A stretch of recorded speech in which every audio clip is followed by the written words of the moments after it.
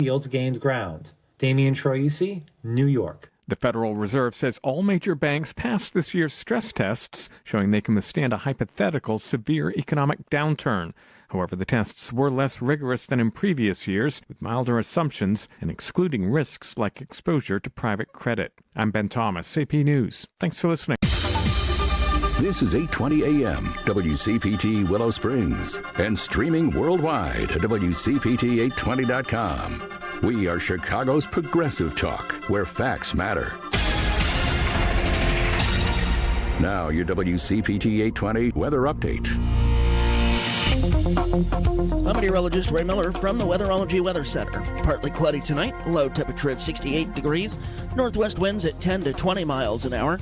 Saturday, lots of sun with a high temperature of 73, and northeast winds at 5 to 10.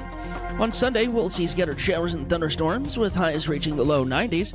Monday, scattered showers and storms are likely with a high temperature of 86. Tuesday, lots of sun with a high of 85. That's the latest Chicago weather update.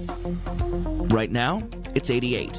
Well, June is Pride Month, and all of us who believe in freedom and equality are speaking out for LGBTQ plus rights. But did you know there's a way to raise your voice for equality every month? In fact, every day. It's your phone if you use Credo Mobile. Credo Mobile has donated over $15 million to nonprofits working for equal rights, groups like National LGBTQ Task Force, Transgender Law Center, and the ACLU. And they'll continue to do so because they don't abandon their values when the political wind shifts. They stand for LGBTQ plus people during Pride Month and every month. If you're ready to switch, it's so easy to do. Here's how you make a difference. Go to credomobile.com. WCPT listeners can get 25% off your service for 2 years if you use the code WCPT25. Learn more at credomobile.com. That's credomobile.com. The best way to give back is to go to credomobile.com. That's credomobile.com. Don't forget, type in your code WCPT25. Hey, Google, play WCPT. Streaming Chicago's progressive talk from TuneIn. Driving it home with Patti Vasquez, Patti Vasquez. From global conflicts to greenhouse gases, the folks refusing to wear masks says, and politicians getting caught grabbing ass says, she's driving it home with Patti Vasquez. Well, not quite Patti Vasquez. It's Paul Chivari in for Patti Vasquez as she's rounding out her trip to New Orleans, the city that kind of braces itself every time Patti visits. But I checked the news in New Orleans. It doesn't look like there's any major hurricanes yet in town. It doesn't look like that there's any new prison breaks or anything. So Patti is supposedly having a good time. I haven't caught up with her since she's been down there, but she's going to be back on Monday, and she's going to be joining us and WCPT at the Pride Parade on Sunday. So we look forward to seeing her back from New Orleans in one piece. My name is Paul Chivari. I am a co-host on the Sports Cubicle here on WCPT 820, 9 o'clock on Sundays. I also co-host Think Theory Radio with Damian Perdue on Saturdays at 6 p.m. right here on WCPT 820. I've been a behind-the-scenes producer, board op, man that wears many hats around the station, and a man that gets blamed for many things when things go wrong around the station, and that's okay. Everybody needs a fall guy, and I'm happy to be the fall guy for the technical issues here at WCPT. Aside from that, you know, I'm just a regular guy. I'm from McHenry County, went to school all over the place, but I graduated from McHenry County College as well as Cary Grove High School. I'm a father. I have 3 stepsons, which I consider my own. I have 1 biological son with my wife, who I've been married to for 10 years. I'm just establishing all of that because I don't get too many opportunities to guest host around here, and it has been a while. And I saw from texter Mark, he said, could you provide a little bit of background about who you are? So I hope that's enough information for you, Mark, and I thank you for prompting me to put that out there for you. I want to thank Joan Esposito for the kind words that she said about me leading into today's show. That was very nice of you, Joan.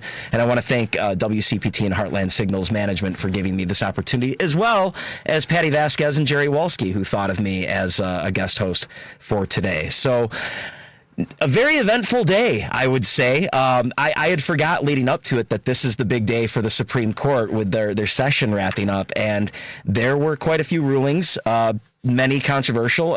Already the news cycle is claiming it as a victory for Trump. We'll get into that in just a little bit here. I also am going to have a guest on today from the 16th district, the congressional district of Illinois, a heavily gerrymandered district that I happen to live in, where we have not had any Democratic candidate in the primary since the 2000 census. We had a write-in candidate in 2020. There was no Democratic candidate in the November election in 2024 because you can no longer slot in candidates after the primary. So I took it upon myself this year to try and find somebody. I needed anybody to run under the Democratic ticket in February or March for the primary next year. And I was taking it upon myself to just start looking, the unofficial exploratory committee for the 16th district. And I saw a post online. It was a sponsored post by the Illinois Democrats, basically trashing Darren LaHood, which is like shooting fish in a barrel. And under that, I saw a woman with the last name Albright, and she said, my husband Joe is going to be running in this district against Darren LaHood. And I did some further research, and I was able to track him down and get him to talk to me today. So that's going to be coming up later this hour. I'll talk to Joe Albright. And in further research, I found out he might actually have an opponent running against him. So in extra Democratic ways, we might actually have a competition in our district in the primary, which is something that this district has not seen, at least since I was redistricted in. Before I was in Lauren Underwood's district, which that was an easy one for me. You know, it was every November happy to vote for her. But once 2022 hit, my neighbor, Lisa Hatterline, got into the race, and that was neat to see that somebody that lived really close to me going for something like that. She only got a third of the vote, which is pretty darn good considering the demographics of that district. So I'll talk to Joe Albright a little bit about that. I talked last year. If you guys catch Edwin's show, I run the board for that show from time to time, and I filled in for him last summer, and I was able to talk it to the write-in candidate, Scott Summers, who was really the only opposition to Darren LaHood in the 2024 election cycle. So I'm hoping that Joe's gonna get a good fight in him and is actually going to defeat Darren LaHood, and I can't wait to talk to him about that coming up later. I wanted to get into Governor Pritzker's campaign for a third term. What a difference. When we heard that he was running against Bruce Rauner back in 2018, I think people probably had very polarizing opinions of him compared to what they do now. And I think J.B. Pritzker has proven that he was worthy enough to win the Democratic nomination in 2018 and to win those two terms that he's won, currently serving his second. Can't wait to see what he can do for the third term. And of course, it seems like that might be a springboard for 2028. Of course, he won't admit that now. There's only one job and one job only, and that's to lead Illinois right now. But of course, as far as elections go, just win that third term as governor, and then we can start worrying about 2028. I wanted to talk about the New York City mayor's race as well. I know that the Democratic nominee has not really caused controversy himself, but just, kind of the very left-wing sort of ideals that we kind of see. It was like free public transportation, wants to increase the minimum wage to $30 an hour by 2030. It's funny because I saw this post where somebody that was against his beliefs kind of laid out everything that he stands for. And it was like, yeah, this sounds like a really good guy. I don't think this post was as effective as the guy wanted it to be. I think that's a really exciting sort of situation. But then it's interesting to me how current Mayor Eric Adams didn't run as a Democrat, probably thought he wasn't going to win that race, so he's going to run as an independent. And I haven't gotten confirmation yet, but I'm hearing sources are saying that Andrew Cuomo is also going to run as an independent as well. And as Joan was mentioning in her show, Curtis Sliwa, the head of the Guardian Angels, once again won the Republican nomination. He ran unopposed, so he'll be there in November to go against. And unfortunately, the man's name slips me that won the Democratic nomination, and I'm going to look that up right now. Zorahan Mamdani which that'll be a name I think we're going to be hearing more and more of as it leads up to November. So I wanted to talk about that, but of course in the second hour, it's Pride Month. This weekend is the Pride Parade, and I wanted to talk about that. Of course, WCPT will be broadcasting the Pride Parade 11 o'clock a.m. till 2 p.m. on Sunday. For those of you that are regular listeners of Out Chicago on Sundays, you know the drill. It's going to be Scott and Ellen that are going to be helming the parade. You can listen live on WCPT as Scott and Ellen describe the excitement with special guest Ken Mejia Beal. The live broadcast is sponsored by Credo Mobile, a progressive phone company that is better for all people on the planet. WCPT is your Pride station in Chicago. Get all the details at heartlandsignal.com/WCPT Pride. That's one word, WCPT Pride. As well as Credo Mobile also sponsors our phone and text line. The Credo Mobile phone and text line is 773-763-9278. Credo Mobile, a progressive phone company that is better for all people and the planet. Visit credomobile.com. And I encourage you guys throughout the broadcast, please call and text 773-763-9278. That's 773-763-WCPT.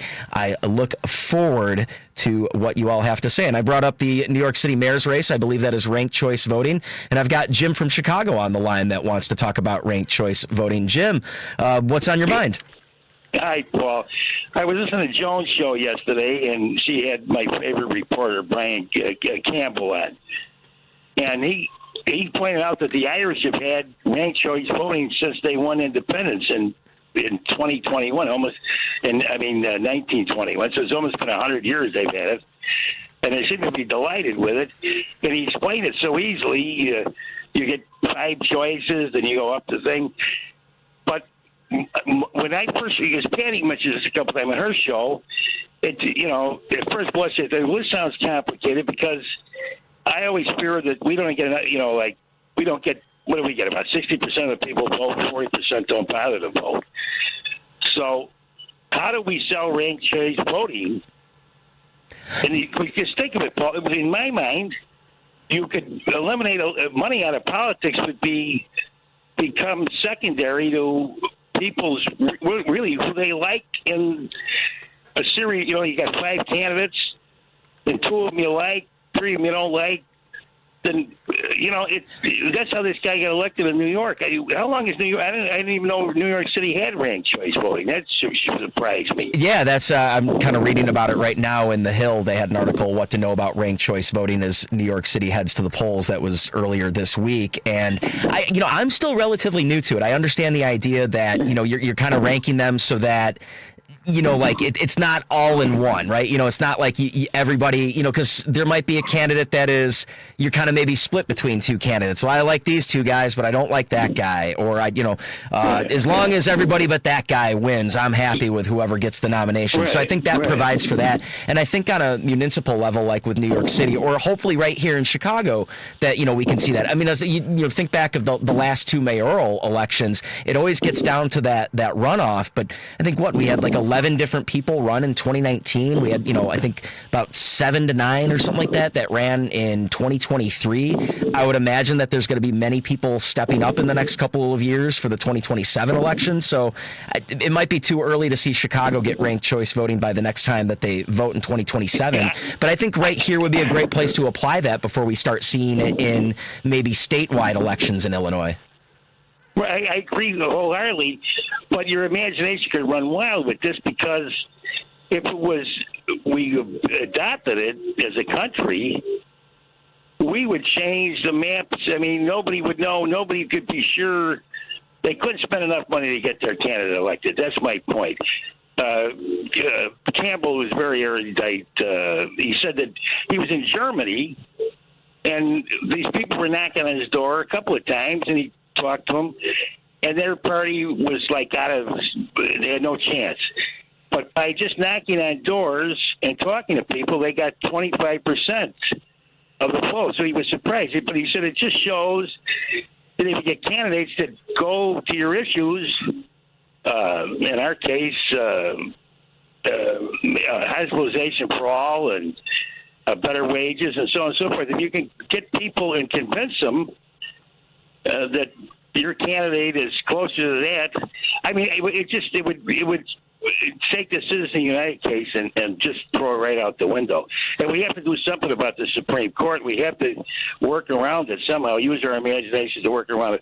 Paul, it's good to hear you, buddy, and you have a great weekend, and thank you, Paul. Thank you so much, Jim. Always great to hear from you. Yeah, I'm the last person that we should probably be asking about ranked choice voting, because I've always been hesitant about it, but more and more over the years, kind of hearing the successes of it or the pros and cons of it, it seems like something at the very least I'd like to see it in Chicago before we see it, maybe voting for like state reps or anything like that. But I think it's the future of voting. I think the idea of yes or no on a candidate or this guy versus every guy, it skews elections. I think back to the most recent mayoral election had Brandon Johnson versus Paul Vallis, and they couldn't be, they're nothing alike. And it's so weird that it came down to those two guys, where I feel like with ranked choice, I think we probably would have had a little bit, two candidates that might have been a little bit closer to each other in the runoff, or at least someone that might have better represented the entire city's ideals instead of having it be such a polarized decision. But hey, we're ready for our first break. When we come back, I want to break down some of those SCOTUS rulings that we heard today. As you heard that Trump was claiming victory on a couple of them. We'll get to that and more. This is Driving It Home with Patti Vasquez. Guest host today, Paul Chivari. The Big Picture with Edwin Eisendrath, Saturdays at 1 p.m. People did work hard in this election. Millions of Americans volunteered. They canvassed. They donated. They went door to door. And because of that work, we are not helpless in the face of an incoming administration that promises chaos, cruelty, cupidity, and callousness. The Big Picture with Edwin Eisendrath, Saturdays at 1 p.m. WCPT 820, Chicago's progressive talk, where facts matter. If you're listening to this station right now, you've definitely heard my voice before. Hi, I'm Hawk. And I'm Pete. And we're with Source Solar, your local source for solar. Source Solar is Chicagoland's premier solar installer, providing solutions for over 1,000 homeowners and business owners across Illinois and Iowa. With over a decade of industry experience and deep roots here in Chicago, we have the expertise to help your transition to clean, renewable, resilient energy. We can guarantee that we save you money day one without any out-of-pocket cost to you. This means you have an instant ROI, instant payback, and can save money to add to your bottom line day one. At Source Solar, we source everything as local as possible, meaning we always carry the Made in USA sticker. Find us online at www.source.solar. Stop in our office at 5710 North Northwest Highway or give us a call at 773-985-3992. And don't forget to ask for Hawk or Pete. You're listening to Driving It Home with Patti Vasquez. Well, it's Paul Chivari in for Patti Vasquez. Almost forgot to say my name for a second there. I'm hearing the announcement of Patti Vasquez, and I'm waiting for her to come in and say something. But Patti will be back on Monday. Of course, she'll be joining us at the Pride Parade on Sunday on the WCPT 820 and Heartland Signal float. I want to mention we are on in Seattle, KKNW in Seattle. For those of you listening, of course, this is a replay later at night, but this is a new one for me being in the Seattle market. So thank you, everybody, for listening to me out there in the Pacific Northwest. Just reading some of the text messages. Mark, who texted about my background earlier, was asking about, how does Illinois so gerrymandered if the Dems control it? But then he realized, okay, well, we had to give up a couple of MAGA districts. And yes, there's three of them. There's the LaHood district, Mary Miller, and then the other one is slipping me from downstate. But we lost a congressional seat after the 2020 census. The maps were redrawn, and unfortunately, I'm just in one of those three districts that really doesn't have Democratic representation in Congress. But it was frustrating the last couple of election cycles when I didn't have anybody to vote for in the Democratic primary. So I'm really looking forward to that improving. But another texter from the 847 asking Scott Summers, the husband of Jean Grey. And while I can't answer that question, I don't know if he's married to Jean Grey. If it's the same Scott Summers married to Jean Grey that is also like a perennial Green Party candidate that's been running for 30 years, then yes, we're talking about the same person. He's a rural farmer from about my neck of the woods up in Harvard, and he threw his hat into the ring last summer. And thankfully so. I think there was only maybe a couple dozen people that voted for him, but at least somebody was there to provide some sort of opposition to Darren LaHood. But I wanted to get to these Supreme Court rulings today. Of course, the big one everyone's been hearing is the limit on nationwide injunctions relating to the birthright citizenship order. If you remember, Donald Trump is trying to push an executive order that would ban the birthright citizenship in the 14th Amendment. Basically, all persons born within the United States would get United States citizenship. He wanted to pass an executive order, which has got to be incredibly unconstitutional to strike down what is an amendment. And now the Supreme Court voting across ideological lines, and a Supreme Court where 1/3 of it was literally installed by Donald Trump is claiming that federal courts underneath the Supreme Court cannot provide injunctions stopping executive orders. And it's going to be interesting how that would play out if this was a Democratic president.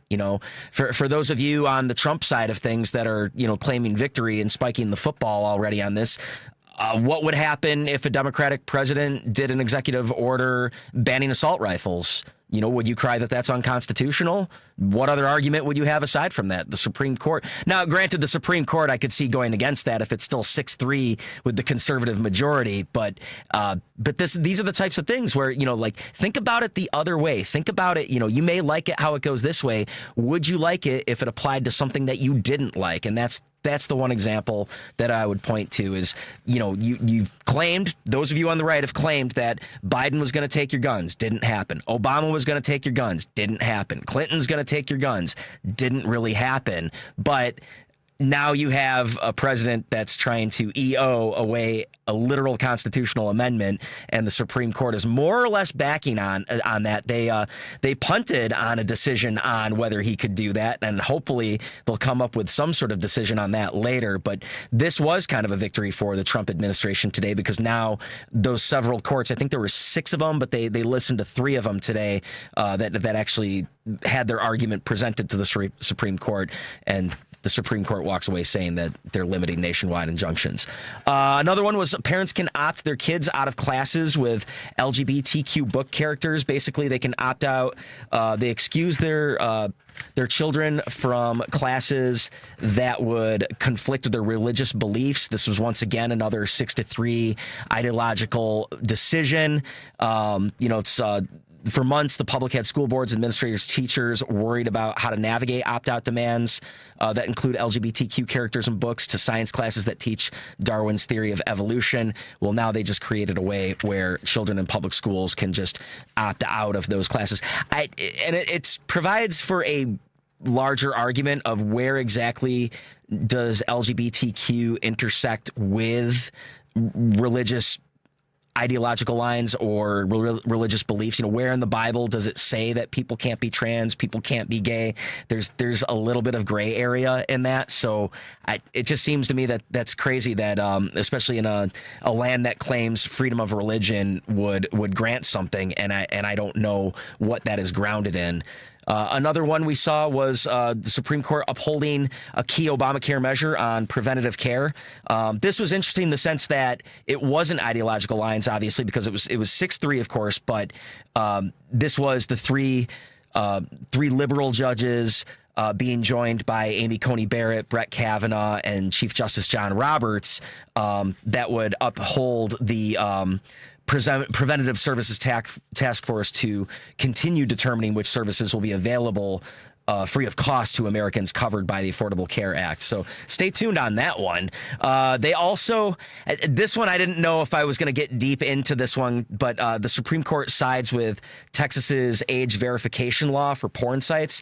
Now they voted 6-3 on this one, ideological lines, and basically the controversy here is basically people have to give up like their identification. Like, so I think you need to provide like a driver's license basically, or like a picture in order to access a porn website. And from what I understand, I don't think Texas is the only state that's doing this, but now that the Supreme Court sides with Texas on this, don't be surprised if you start seeing more and more states doing this. Now, I understand that it's a way to protect children from getting access to this, but they're late on that, regardless of the smartphone thing. The internet porn has been around for a long time before the smartphone, and children getting access to that, has always been an issue. The controversy here, though, is you're giving up. You're basically telling the government what you like, what you're looking into, and providing that information, as well as adults that should or could have access to pornography, as it's considered, I believe, a freedom of speech. For having an adult have to go through that hurdle if they didn't have an identification, that's, I think, what the dissent in this case was that, that they the liberal justices were saying that violates a constitutional right for an adult to be able to access that without having to provide any sort of identification. But before we wrap up the segment, I saw Roosevelt is on the line, wanted to talk about an executive order. Roosevelt, what's on your mind, buddy? Thank you for taking my call, my friend. Always. Okay, so this ruling on the children that are born from undocumented. Yeah, the birthright citizenship, yeah. Yeah, birthright citizenship. Then why have a constitution? I mean, isn't that the 14th Amendment? Yep. I mean, why not turn everything into executive orders? And then while we're at it, why don't we get rid of the Supreme Court? For that matter, why don't we get rid of all the courts? What's the point? If you're going to have somebody just putting his name on it, on executive orders, I mean, it's ridiculous what's going on in this country. Wait a minute. So then he's signed an executive order. What about his own son? I mean, how did Melania get her papers? Right. Didn't she get a fast track to citizenship? I mean, they're always talking about brown people, black people, all the Latinos that are black, and they're always saying, get in line. Did she get in line? Did her parents get in line? And by the way, what about these Africanos that he's bringing from? Aren't they getting fast track because of the color of their skin? Because a lot of these people that he says, and he has said in the past, they come from S countries, right? Yeah. So what's the sense? Let's just throw everything out, Constitution, judges, and just let the man do what he wants to do, because that's what he's doing. Well, Roosevelt, I thank you for your call. I got to move on the subject here, but yeah, you're absolutely right with the birthright citizenship. With everything, and my fear though, what you're seeing, based on the Supreme Court, the way they're ruling, the way even that we saw Trump ignored the order to bring back was Abrego Garcia back from was it Guatemala. How Trump violated a 9-0 Supreme Court order that said they had to bring him back. And then they ended up bringing him back, but then slapped charges on him that apparently they couldn't slap on him before they sent him out of there. And just the way that Trump has kind of rendered the Supreme Court useless. And then with the recent strikes on Iran, how there was no congressional order to make that happen, and it's Congress's power to declare war. Yeah, you're seeing with the Trump administration that the checks and balances are thrown completely out the window. So yeah, why have a constitution? But that's an argument. That's a whole set of shows right here, and something that we've been fighting for a long time against the Trump administration.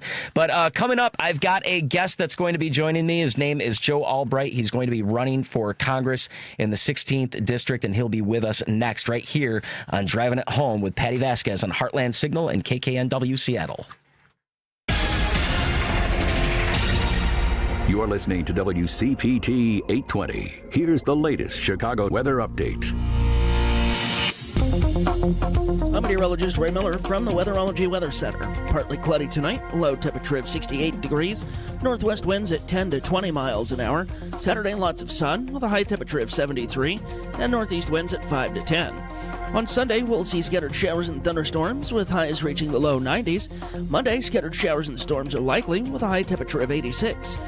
Tuesday, lots of sun with a high of 85. That's the latest Chicago weather update. Right now, it's 88.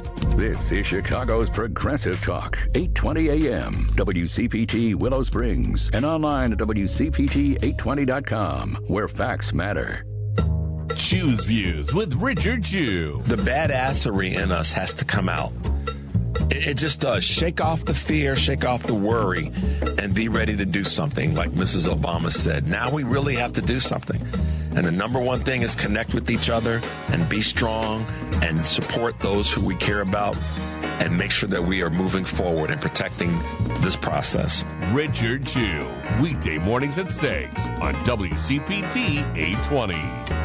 Save big on your next project right now at Menards. Transform the look of your home with a new Ideal garage door. Choose from our large in-stock selection or design your own using our free Garage Door Designer. From traditional to modern, Menards has a garage door to enhance your home's appearance. Save big on Ideal garage doors. And don't forget to check out our weekly flyer on Menards.com for all the great deals happening now. Save big money at Menards. This is WCPT 820, where facts matter. Union Strong Chicago continues to lead the way with progressive values and in preserving democracy. Your support of the Minocqua Brewing Company Super PAC efforts in Wisconsin and beyond strengthens the fight against MAGA Republicans. You can now purchase progressive beers like Labor Lager, Love Wins Fruited Sour, and the Resistance IPA in Chicago at Rogers Park Provisions, Diversity Beer, Wine, and Spirits in Lakeview, Park West Liquor, Wine, and Beer in Lincoln Park, Logan Square Liquors, and Tip Top Food and Liquors in Westtown. Visit MinocquaBrewingCompany.com for all their Chicagoland locations. As always, no matter how bad our sports teams are, please drink responsibly. Welcome back to Driving It Home with Patti Vasquez. Paul Chivari filling in for Patti Vasquez, driving it home. Patti will be back on Monday. Want to thank everybody listening in right here in Chicagoland, Illinois, or in KKNW's listenership in Seattle, or around the world as you can listen to us online at heartlandsignal.com. I'm a constituent of the 16th District in Illinois. My neighbor ran for Congress in 2022. We did not have a Democratic nominee in 2024, so I made it a personal goal of mine to find somebody to run in March of 2026. And I didn't really need to do that hard of work because I ran into Joe Albright online after I saw a post where his wife was announcing that he was running for Congress. And I'm happy to have him join me today. Joe, one, thank you for joining the show. And two, thank you for putting yourself out there to run as a Democrat in this district.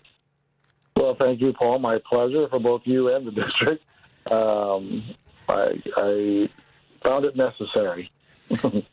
So I guess let's start with, what sort of got you into it? What made you want to run in 2026? Well, I mean, it started back in 2015 when Trump ran the first time, and things were just topsy-turvy, right? The way things were going, and I thought once Biden was in that we were done with that, and that was behind us. Like a nice breath of fresh air, and then all of a sudden, here we are back again. And my wife and I went into a voting booth back in November, and there was no one running against Darren. He was running unopposed. And it really kind of almost set a rage. I was very upset with that, and I told my wife, I said, my mother's voice was in my head. I was being very vocal at that time about my disconcern with everything that was going on, and my mother would always tell me to put up or shut up. And so I decided to put up and run for Congress. Well, and it's great that you have the support of your family, too, because I don't know if you'd caught that. I found there was a sponsored post about, bashing Darren LaHood, and I saw your wife commented on it, and it kind of led me down the rabbit hole. I found, your Facebook page for your candidacy and saw the website and everything, and it just made me happy that, okay, well, that's a great start, because we still have many months until, we have to get the signatures and file and do all that. But, it's that's at least that checks the first box is, we've got somebody, now we got to make sure that our candidate, what does he stand for? What does he believe in? So before we get into kind of the issues you care about, Joe, tell us a little bit about yourself, kind of like where you came from and what you're all about. Sure. Well, like I said, I like to say I'm applying for the job of U.S. Representative. I don't like to say I'm running for Congress because it is a job and a very important one. And the description is in the title itself, representative. So it's not about politics, it's about service, service primarily to Illinois District 16, to the working class families like yours and mine, small businesses and farmers that make up this huge district where my family has lived for nearly 175 years.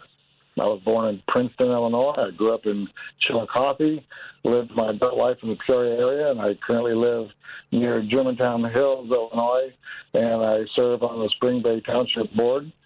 I've got 45 years of higher education and a lot of diverse experience. I was an independent insurance agent for 6 years. I mostly worked with senior citizens, helping them navigate through their medical bills, insurance claims, and long-term care. And I help families through that maze, of Medicare and Medicaid. And I've lived through it too. My own mother spent her final years in a nursing home and received care thanks to Medicaid. I have family on Medicaid right now, friends and relatives on Medicare. I'm going to be on it soon myself. I spent nine years as a police officer until I was injured in the line of duty. I stood up to gang violence, working hand in hand with prosecutors to hold criminals accountable. But unlike Darren LaHood, who's a former prosecutor, I would never support a felon for president, never. Law and order, ethics, and integrity matter, and he should know better. Go ahead. Oh, I was just, I was kind of thinking you're wrapping up. Did you have anything else there? Because I was going to ask you a little bit about just being in that district and just kind of being surrounded by it your entire life. You almost got to feel like a minority as someone that leans Democratic in a very rural and very conservative district. Yeah, and it's interesting because I would have not suspected that there were people like myself, right? But as I've gone out and met with people, I see that there are many, many pockets of Democrats or people who are independent or even Republicans who are not happy with the way things are going and would like to see a change. They don't like the way this country is, the direction it's going, and they are not a fan of this big, beautiful bill. And I'm an educator. I teach economics, accounting, finance, and statistics at Bradley University and at Indiana University. So I know better. I know when the math isn't there. And when you look at the 16th district, what are some of the biggest concerns that you're seeing? Especially because I think you're probably more embedded in it than I am. I'm kind of on the edge, being in Harvard, so I see some of the farm life out there. But you're kind of in the middle of it. With the way this map is kind of the way it skirts around the middle of the state. You're kind of smack dab in the middle of it. What do you see from the needs of the people in the 16th district? Well, they're all very concerned with the economy, naturally. The farmers, of course, are concerned about the tariffs and what that's going to do to them and what it has been doing to them.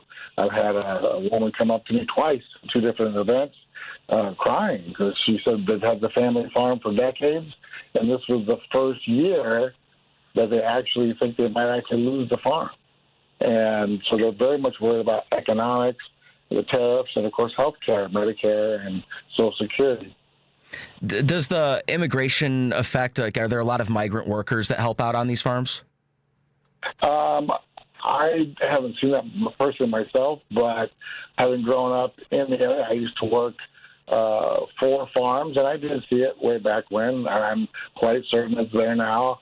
I haven't personally seen it for a long time. I haven't been on a farm, but being an economics professor, we need immigration. We have a growing aging population. We have a labor shortage. And when I say we need immigration, of course, I mean legal immigration, but we need that pathway to get there, and we need it. And I saw that you spent 2 decades at Caterpillar. Are you still with them? No, I took retirement in 2015. I worked as a global manager for nearly 20 years. I was in supply chain management, worked with multiple $1 million contracts, implementing systems in over 26 countries, leading waste and cost reduction projects. I took the retirement package in 2015. My wife and I started our own company, consulting. Now she does that mostly now, and I'm mostly an educator. We're speaking with Joe Albright, who's going to be running for Congress in 2026 out of the 16th District of Illinois.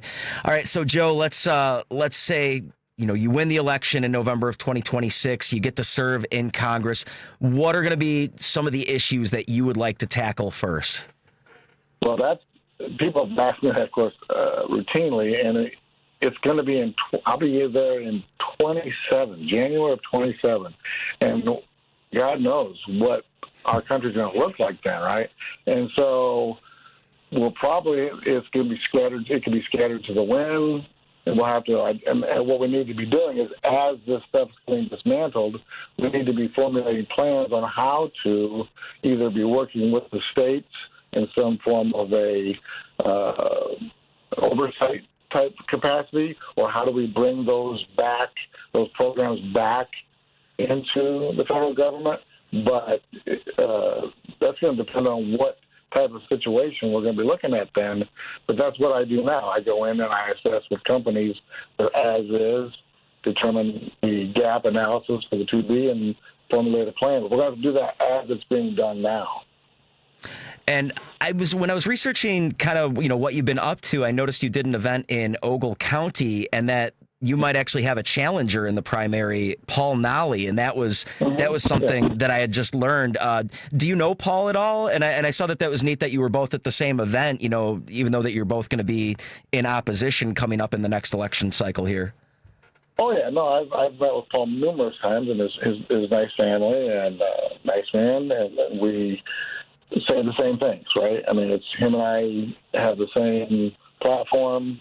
We both believe in labor and unions and education and healthcare and all the things. And it's just going to be a matter of who our voters think is the best suited to unseat LaHood and go toe-to-toe with him. And then once they get to Washington, who can go toe-to-toe with the Republicans in Congress there. But as far as him and I, we've already agreed. We're saying the same thing, so it's up to the voters to decide who's better qualified for the job.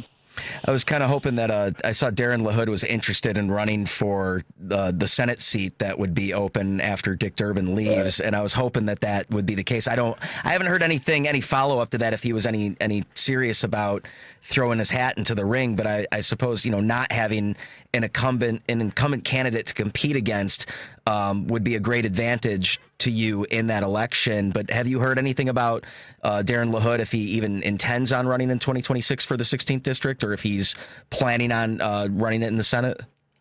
He's keeping that close to his chest, and he's even talked about potential governorship, right? And so all these things he's keeping close to his chest, and he should. I wouldn't expect anything different. But he's going to have to primary himself. He's got a challenger. I can't remember the gentleman's name, but he does have a Republican challenger as well. Do you think that challenger poses any sort of threat to LaHood? I mean, it seems like he's had kind of a firm hold and just also being a recognizable name, too, in that district. Right. I would think that if he's got any advantage, it would just be the people that are very stern Republicans and wouldn't vote any other way regardless. So that would be the advantage to that individual. But again, a lot of people are saying if there ever was a time, now is it. And this is our moment to work on that. Oh, absolutely. And I see a picture with you and our current governor, J.B. Pritzker, who just announced that he's going to be running for a third term. And that's got to be big, in general, just to have that recognizable and that successful of a candidate running for, the state, governor's office. So, of course, in the election cycle, having somewhere, campaigning as well out there, with the rest of the people running in that cycle, it's got to be another advantage for someone like yourself that's doing this campaign. What are your thoughts on the governor running again and his the way he's led Illinois? Well, personally, I support what he's been doing. He's been having a balanced budget. Again, I'm an accountant. I teach accounting. He's balanced our budget numerous times. and I support him in his exercise of the 10th Amendment in protecting the undocumented immigrants that are in process. And that's what he's doing. He's not adding to it. He's trying to protect those that are in process, and I support that. I support everything he's been doing. Very cool. Joe, thank you so much for joining us today. And before I let you go, I got to say, I really love that you already have the tagline that every candidate needs on their sign. You know, there's always got to be the name, the party, and then some sort of recognizable slogan. And I love it. It's "The future is Albright." That's right. That's right. I know you have a website, electjoealbright.com. Is there anywhere else you'd like to point people to learn more about you? I'm very active on my Facebook page. In fact, a lot of people like the fact that I respond personally to them, and I believe in that. So if you go to my Facebook page and you send me a message, I will respond. And just before I let you go, one more thing I remembered. I saw that you intend on not having dark money enter into the fundraising. So, just wanted to congratulate you on that. That's that's a bold move. And, good luck. Let us know if you need any help here from WCPT 820. It's going to be a long road until we get to next spring. But if you need anything from us, just let us know. We're happy to have you. I appreciate it, and you're doing good work. Thank you. Thank you, Joe. Take care. All right, bye. All right, that was Joe Albright. He's running for Congress in the 16th District of Illinois, and something that I'm excited about as a constituent of the district, that, we're finally going to have someone in the primary this decade. So best of luck to Joe Albright going further.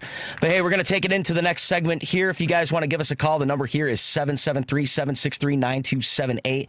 That's 773-763-WCPT. We talking about J.B. Pritzker, some of those SCOTUS rulings, and more right here on Driving It Home. A Better Life with Dr. Sanjay Gupta. Do you wake up most mornings feeling tired and groggy and like you just don't want to get out of bed? Sometimes I do. But then when it's time to get back in bed at night, you're wide awake? Sounds like your circadian rhythm is probably out of whack. Sleep and having a regularized circadian rhythm is essential for our mental health, our physical health, our cognitive health, our ability to think and solve problems and be creative. And it's also important for our social and behavioral health. When we are sleeping well, we're less likely to be risk-taking, impulsive. We're more likely to get along with people. If you want to hack your biological clock, consistency is key. Go to bed and get up around the same time every day. That means even on the weekends. Cut out caffeine later in the day. And I know this is hard, but you should really turn off those devices a few hours before bed. I'm Dr. Sanjay Gupta, helping you live a better life. Hey, get in. What? Who are you? I'm future you. Constipation with belly pain still coming back? Yeah. Mia, our doctor figured it out. She said it's irritable bowel syndrome with constipation, or IBS-C, and Linzess could help you get ahead of it. Linzess linaclotide is a prescription medicine that treats IBS-C in adults. It's not a laxative. It's a once-daily pill that helps you get ahead of your symptoms. It's proven to help you have more frequent and complete bowel movements and helps relieve overall abdominal symptoms, belly pain, discomfort, and bloating. These symptoms were studied in combination, not individually. Do not give Linzess to children less than 2. It may harm them. Do not take Linzess if you have a bowel blockage. Get immediate help if you develop unusual or severe stomach pain, especially with bloody or black stools. The most common side effect is diarrhea, sometimes severe. If it's severe, stop taking Linzess and call your doctor right away. Other side effects include gas, stomach area pain, and swelling. Talk to your doctor and say yes to Linzess. Learn more at linzess.com or call 1-800-LINZESS. You're listening to WCPT 820 because facts matter. No detours, no distractions. Just bold ideas and real talk. This is Driving It Home with Patti Vasquez. And Patti is off today. She will be back on Monday and with us at the Pride Parade this weekend. I'm Paul Chivari. I'm filling in for her. I want to thank you for listening here on WCPT 820, Heartland Signal, Alternative Talk KKNW Seattle, and in the next hour, AM 950 Progressive Minnesota. Patti's getting a far reach, just more and more places, and we hope to get her into more markets because the world needs more Patti. For those that are new to this program, Patti really brings it. I am nothing compared to what Patti does on a daily basis here. So I want more Patti Vasquez and in more markets. But yeah, I talked at the top of the show about some of these Supreme Court rulings, got into a couple of them. I didn't even get through all of them. One that I thought was interesting was the upholding a program providing internet access to rural Americans. And this was actually conservative groups have kind of challenged this program, but you actually had some of the conservative justices in support of this. So it's, access to internet, I believe, should be a public utility, in my personal opinion. That'll never happen as long as the oligarchs and the corporations have control. But I'd like to see, services that are out there providing this sort of thing. And the FCC has the task of operating the Universal Service Fund, which is a program that provides subsidized telephone and internet services to rural healthcare providers, schools, libraries, and low-income Americans. The conservatives contend that Congress exceeded its powers in enacting that legislation, but the Supreme Court rejected that argument. And basically, the alternative to that would be, would they be able to shut down more of these kind of programs? So I think it's just like yet another way, despite the internet access to that, it's another way that some of these programs and whatever other government subsidized programs would fall by the wayside had the Supreme Court ruled the other way. The Supreme Court postpones Louisiana redistricting case to next term. And this one could be interesting because basically voters sued claiming the district was an illegal racial gerrymander. And it was a group of non-African-American voters saying that it was. Basically, it was like going to go, I think, to like another red district, but it was like painfully close which direction it could go. And the Supreme Court would re-argue it in the next term. But this creates a bigger thing of, well, which map will Louisiana use in their upcoming election? So this would be something that I think the Supreme Court would be tackling very early in their next term. Supreme Court upholds South Carolina's ban on Medicaid funds for Planned Parenthood. They want to bar Planned Parenthood's access to federal Medicaid funding for non-abortion services. The decision allows states to ban the organization from getting Medicaid reimbursements for cancer screenings and other care not related to abortion. And that kind of brought me to a story that I saw on Heartland Signal earlier this week. Florida lawmaker nearly died after doctors feared prosecution over ending her ectopic pregnancy because of her state's abortion laws, mirroring the experiences of millions of Midwesterners living in states with similar laws. And this was brought to us here at Heartland Signal by Rich Eberwein and Austin Linfante, who both work in our digital department here. And U.S. Representative Kat Cammack from Florida nearly died last May when she was taken to the emergency room just days after Florida's 6-week abortion ban went into effect. Cammack was reportedly about 5 weeks pregnant at the time, and the doctors determined that her ectopic pregnancy needed to be terminated to save her life. According to Mayo Clinic, ectopic pregnancies occur when the fertilized egg grows outside of the uterus.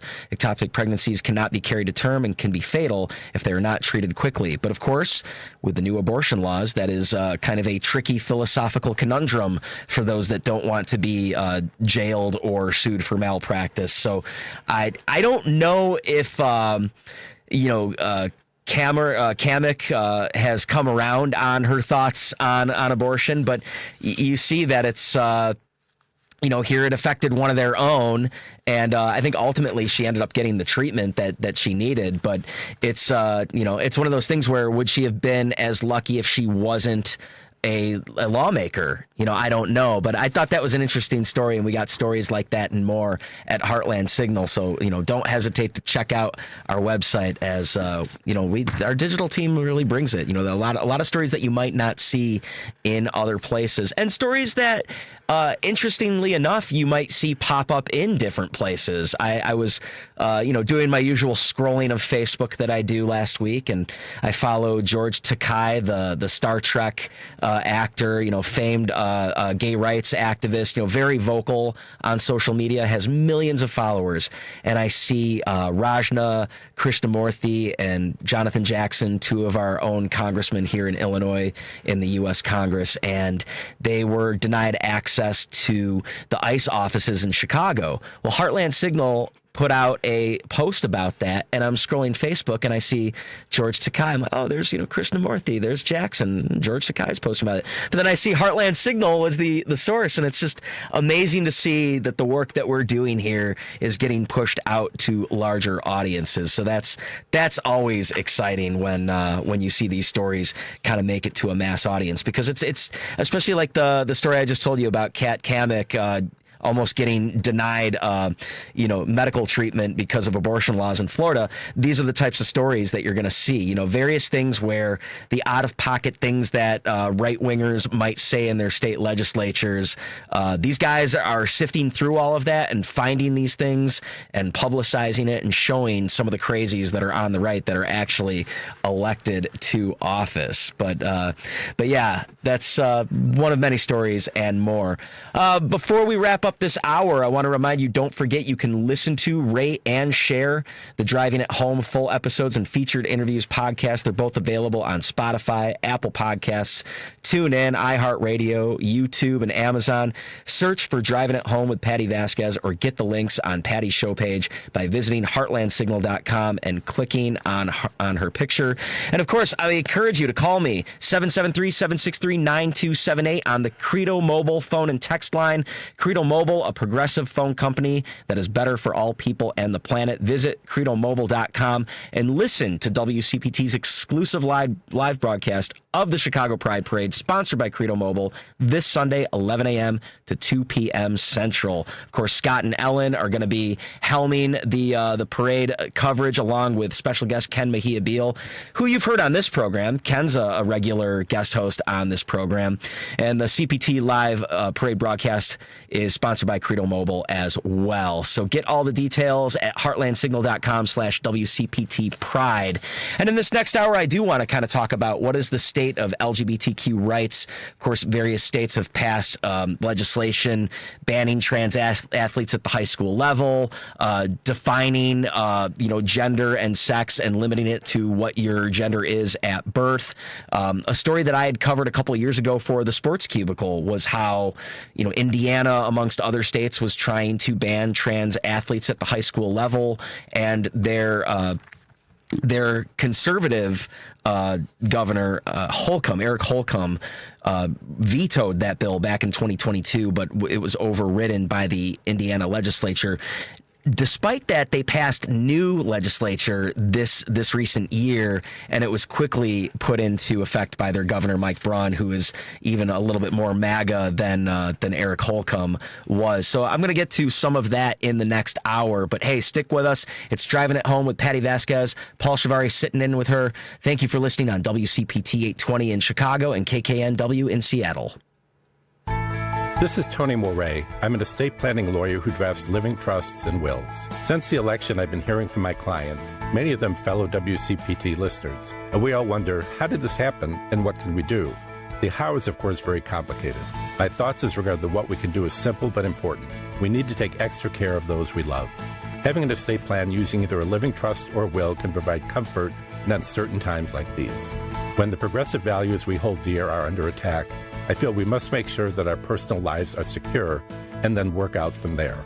I've been drafting estate plans for my clients for over 30 years, and I will use all of that experience to help you.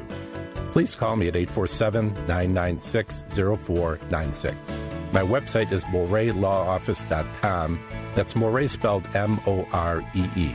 Again, the phone is 847-996-0496. There is no cost or obligation for our initial discussion.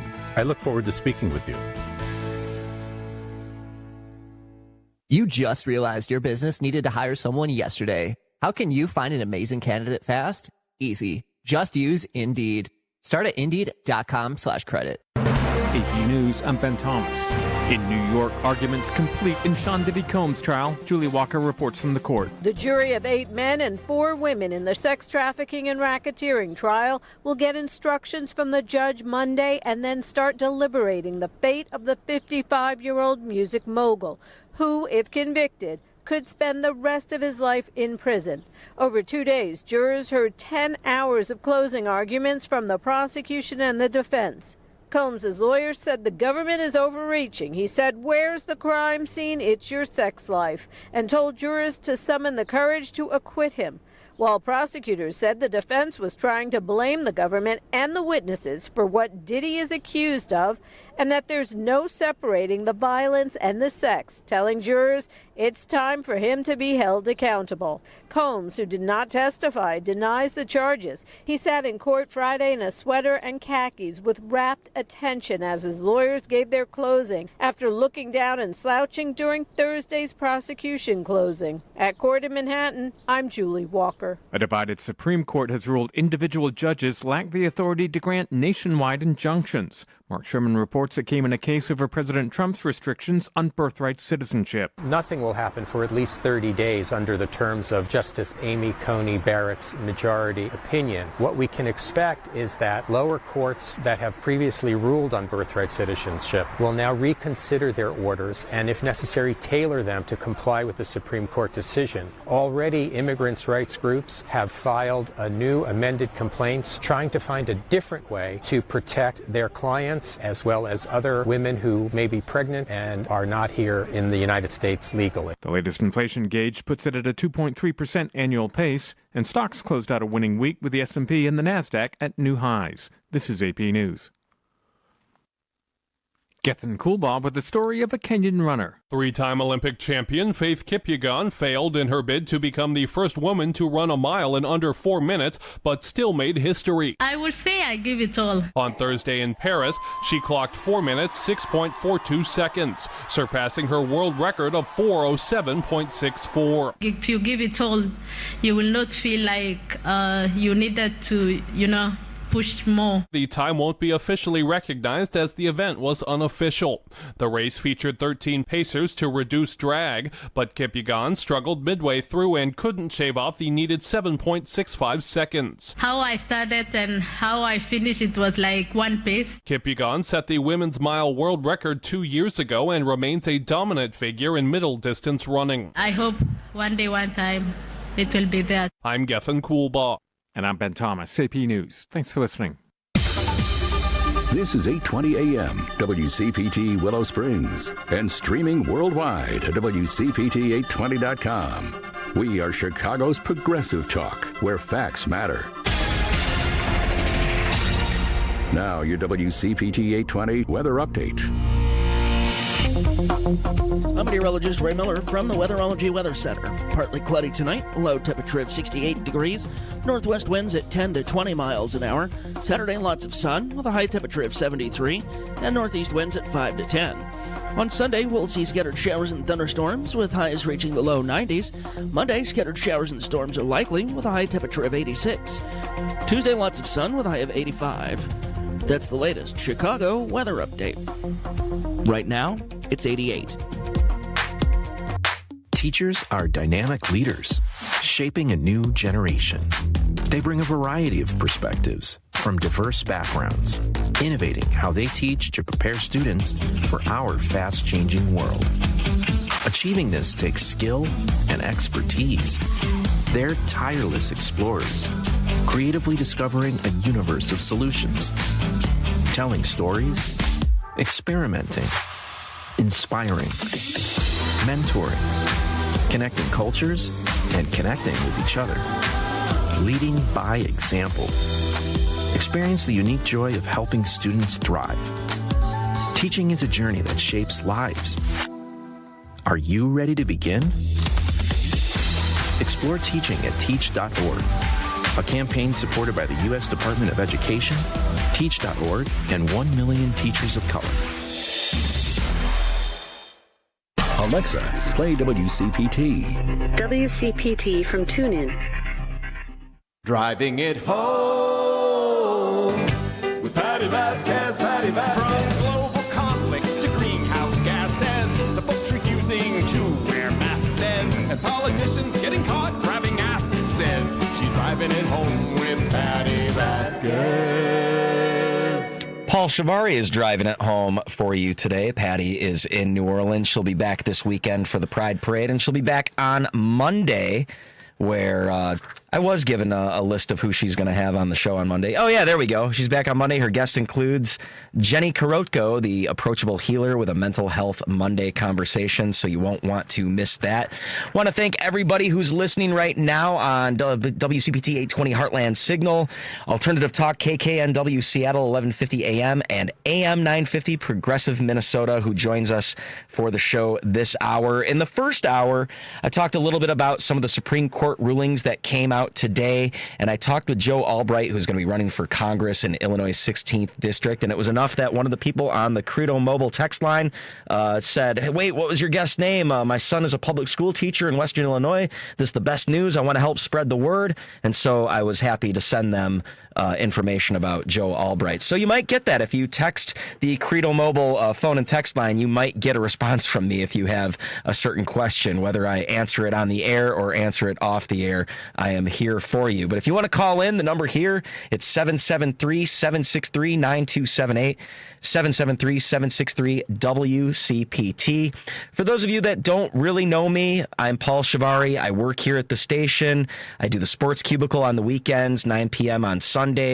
I also co-host Think Theory Radio. I'm more of a sidekick more than a co-host on Think Theory Radio. That's Damien's show, and sometimes I don't even know the topic until the day of, and all of those subjects are totally in his wheelhouse, whereas I'm kind of learning on the fly or just kind of helping, keeping it going. The best description I was given about the dynamic between Damien and myself is that we are Peabody and Sherman, which is very accurate. I was dead in my tracks as soon as I was called out on that. But I do tend to work behind the scenes on Edwin Eisendrath's show, The Big Picture, which you can hear on Saturdays at 1 p.m. Central. And tomorrow on The Big Picture, Edwin Eisendrath will be joined by Tomas Klusterman, a national political director at Swing Left, political activist and author David Pepper, John Nichols, national affairs correspondent for The Nation, and Tom Bonnier, a senior advisor for Target Smart, a Democratic political data and data services firm. The Big Picture with Edwin Eisendrath, Saturdays, 1 to 4 p.m. Central on WCPT, Chicago's progressive talk for 20 years. So, I mean, in the first hour, I talked about some of those Supreme Court rulings. I alluded to the fact that Governor Pritzker is seeking a third term. That wasn't a big secret. That was like earlier in the week. I think sources were leaking that from within his party. And then on Thursday was the announcement, and he moved all over the state, going to the south side of Chicago, Rockford, Peoria, Springfield, moving all over the state to try to become the first governor since Jim Thompson to win more than 2 terms. And Illinois does not have term limits for statewide offices. So, this is a great time for a person like J.B. Pritzker, who's been very popular in this state, to try and seek another term. And I'm all about it. If you would have told me in 2018 that I'd be all about it, I would be like, what changed? But this is a man that has really stepped up, and especially in the wake of the Trump administration, when the man was literally called to speak in front of Congress last week. He went back and forth with Lauren Boebert about what an insurrection is, where she felt that January 6th to 2021 should be brushed over, and that protesting ICE is an insurrection. So glad to have a governor there that's trying to set the record straight and stand up to MAGA, because we really need that. But it does pose the question, though, who's going to run with him? Because we know Juliana Stratton, who actually appeared earlier this week with Richard Chu, she's going to be running for the open Senate seat that Dick Durbin is going to be departing. So that opens up a running mate possibility for J.B. Pritzker. And I haven't given much thought to this, but I would be curious, who do you guys think should be the lieutenant governor that runs with J.B. Pritzker? Give me a ring. 773-763-9278, 773-763-WCPT. We can talk about that. I'd be curious what some of the ideas, what makes for a good lieutenant governor? Who would you like to see as the lieutenant governor? And your thoughts on J.B. Pritzker running for another term. He's seen as a shoo-in to win the primary. I'd be curious if anyone's going to challenge him. There's got to be someone in this state, right? Someone some Democrat out there that's like, well, I like him, but we need a choice, or someone that's like, I don't really like the things that he stands for. I think I'm going to oppose him and just go even more to the right of him, So I'd be curious to see if he has any opposition in the primary. I don't know, Lady D, do you got any thoughts on that? Well, to me, I think he's a shoo-in, but I don't think there is anybody that can fill in that position because he's done great. Look at the past we had. Rauner, are you kidding me? Oh my gosh, we didn't even pass a budget under Rauner. Right, and with Pritzker, I in 2018 when he ran, I was kind of iffy because he was another billionaire. Mm-hmm. And in the past, the billionaires, they totally ruined it. I didn't have no trust in them. But Pritzker proved us wrong. He's all about Illinois. Mm-hmm. He's proven it in his actions. Yeah, because I thought he was being an opportunist in 2018, being the okay, what sort of tax break is he looking for himself? What sort of what sort of thing is he trying to stop? By buying the governor's office. And I think in his thing, if you go back to those interviews, and I'm kind of paraphrasing here, but I think he was basically saying well, what's going to beat a billionaire governor? Another billionaire governor. So in order to beat Rauner, we needed a guy like J.B. Pritzker to step up. And now he's kind of proven in the almost 8 full years that we've seen him doing the job that he's really made some changes. He got us out of our junk credit rating, protected reproductive rights for women in the state at a time when you could be jailed for aiding and abetting a woman that is seeking for reproductive freedom in red states. So we're more or less like a safe house for people trying to leave those states. It's say what you will about Illinois with people leaving, but they're not leaving in the droves that people are talking about. They always threaten that Houston's going to pass Chicago for third largest city. That hasn't happened yet. We did lose a congressional seat in the last census, but of course, that census, if we remember, was kind of compromised by asking people to provide, are they a citizen or not, which shouldn't make a difference in a census when you're talking about allocating funds to school districts and, different municipalities and whatnot. So, yeah, I'm happy with Pritzker. I'm curious as to who he would pick for his running mate. And I really think he's going to run in 2028, but we don't know yet. He's been so coy about that. But, and I'd be fine, with, there's always that part where, well, I don't want this guy running just to run for something else, but I think in 8 years, this guy has proven that he can do higher office. And as an administrator in Illinois, the track record is there. And as someone that can self-fund, that's helpful as well, even though this party had no problem funding Kamala Harris versus the Republicans. And that, while that's neat to see that a lot of money was allocated to that. As someone from the 16th district of Illinois that didn't have a candidate running in Congress, there's got to be money out there for the little guy as well, too. So having a guy like J.B. Pritzker right now, I think, is probably the best thing for the Democratic Party. But that'll be a whole different ball game when we get there. It's coming up soon, Lady D. What is it, like 2028 elections? So what, by summer of 2027, we'll start seeing some of those debates. Right. People will start, putting their name in the ring probably starting next year. So I would imagine that after Pritzker wins in 2026, assuming takes the oath of office for Illinois in January of 2027. I'm sure by then we'll know where he stands. Once he does the State of the State address and gets all that stuff out of the way, I'm sure he's going to launch a campaign. But I don't know. I'm just speculating. I have nothing to go off of. I have no insider input. I have no sources in the governor's mansion. But just the way he's been making the rounds, Jimmy Kimmel and Stephen Colbert and, even other things. I forgot what I was watching where he did like a tour. I want to say it was Colbert.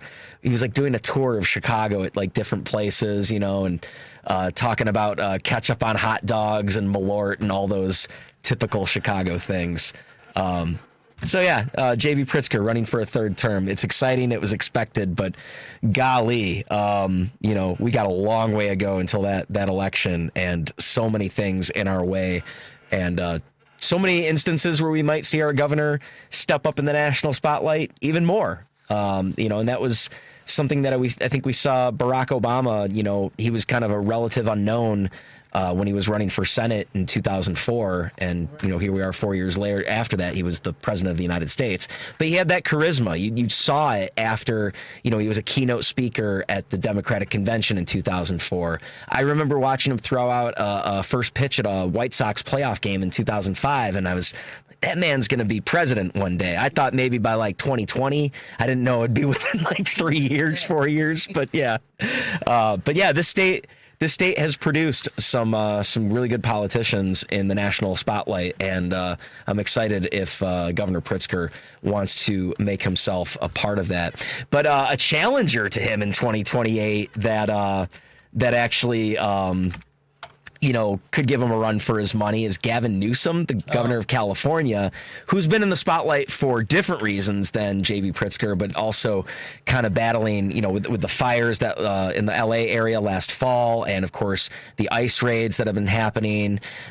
He's been in the spotlight, but just announced today, Gavin Newsom is suing Fox News for $787 million in a defamation case over the call with Donald Trump. And Jesse Waters, a host at Fox News, claimed that Newsom lied about his phone calls with Trump, who ordered National Guard troops, to Los Angeles. And Newsom's lawyers argue that Waters' program misleadingly edited a video of Trump to support the claim.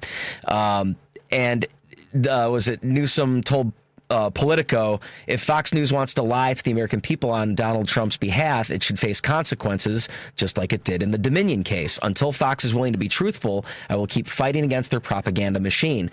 And that made me think about what's going on with, was it 60 Minutes, and how they edited a portion of Kamala Harris's interview, and how that became a whole thing. So I'm wondering, well, now you've seen the coin flipped on this one, and would this, $787 million is a lot of money. I don't know where that amount comes from, but that's interesting that, they edited an interview that made it look like that Newsom had spoken to Trump since all of the ICE raids had happened, but that wasn't the case.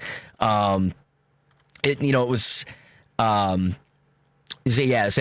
said that Newsom's misleadingly edited a video, but the edit, though, where did I see that? It had something to do with, like, they clipped off, like, the end of it. Yeah, okay.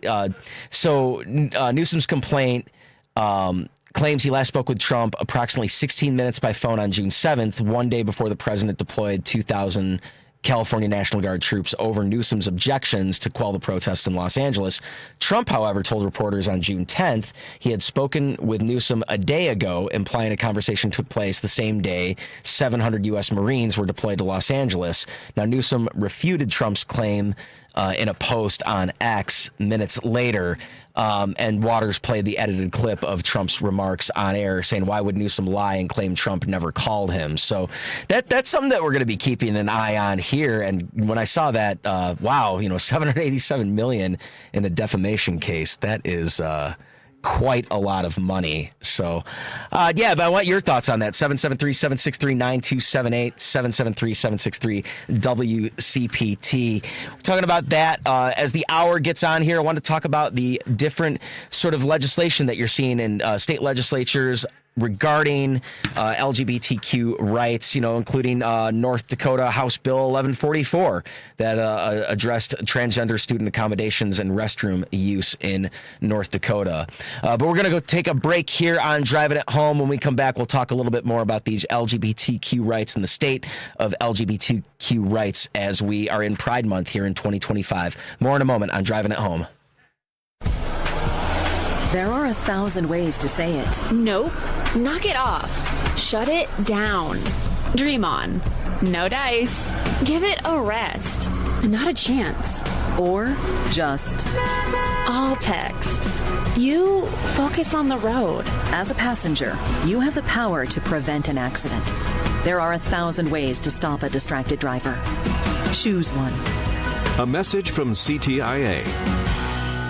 The impact of a meal goes well beyond feeding our bodies, because feeling full can sound like this. How did the interview go? I did it! I got the job! I can't believe it! And like this. Mom, I got first place at the science fair with my volcano project. That's amazing, sweetie. Congratulations. Because when people are fed, futures are nourished, and everyone deserves to live a full life. Join the movement to end hunger at feedingamerica.org/act now. Brought to you by Feeding America and the Ad Council.